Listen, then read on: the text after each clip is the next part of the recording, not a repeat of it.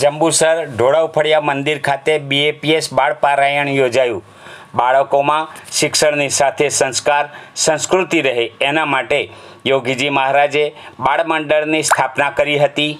ગુરુહરિ પરમ પૂજ્ય પ્રમુખ સ્વામી બાપા તથા મહંત સ્વામી મહારાજની પ્રેરણા અને આશીર્વાદથી બાળની પ્રવૃત્તિ વિવિધ માધ્યમો દ્વારા બાળકોમાં રહેલી આંતરિક શક્તિને કાર્યકરો સંતોના માર્ગદર્શન હેઠળ સંવર્ધન કરતા રહે છે।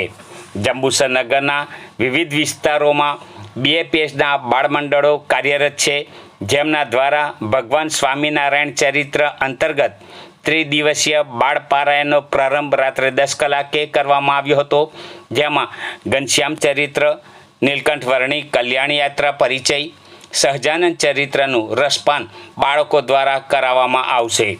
પારાયણ પ્રસંગે મોટી સંખ્યામાં વડીલો, બાળકો જોડાયા હતા।